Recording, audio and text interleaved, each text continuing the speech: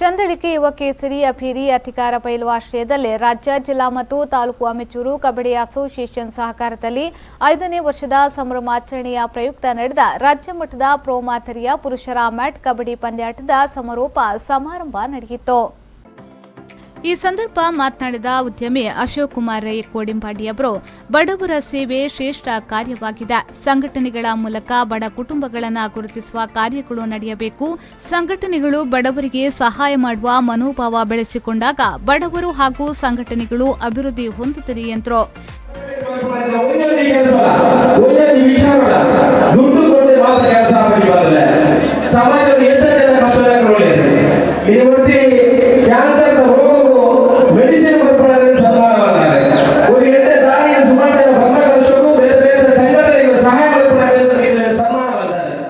ಚಂದಳಿಗೆ ಸರ್ಕಾರಿ ಶಾಲೆಗೆ ಧನ ಸಹಾಯ ವಿತರಿಸಲಾಯಿತು. ಕ್ಯಾನ್ಸರ್ ರೋಗಕ್ಕೆ ಔಷಧಿ ಕಂಡುಹಿಡಿದ ಲೇಮಾ ಮ್ಯಾಥ್ಯೂ ಅಡ್ಯನಡ್ಕ ಹಾಗೂ ಉದ್ಯಮಿ ಕೆ ಸದಾಶಿವಾಚಾರ್ಯ ಕೈಂತಿಲ ಅವರನ್ನ ಇದೇ ಸಂದರ್ಭದಲ್ಲಿ ಸನ್ಮಾನಿಸಲಾಯಿತು.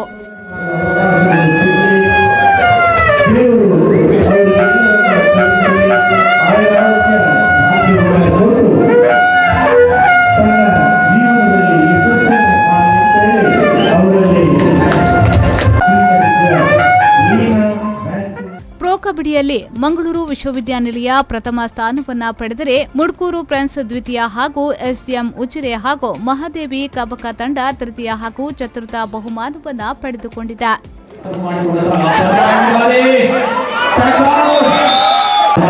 प्रतियोगिता समाप्त हो जाएगा.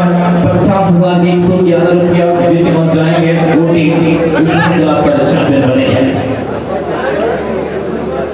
12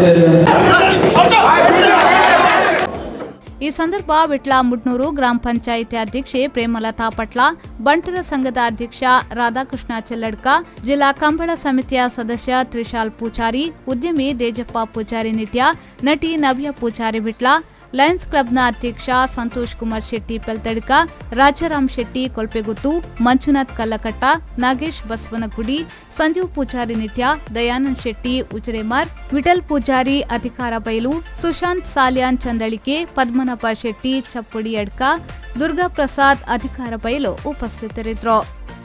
ಮಹಮ್ಮದ್ ಅಲಿ, ವಿ4 ನ್ಯೂಸ್ 24/7 ವಿಟ್ಲ.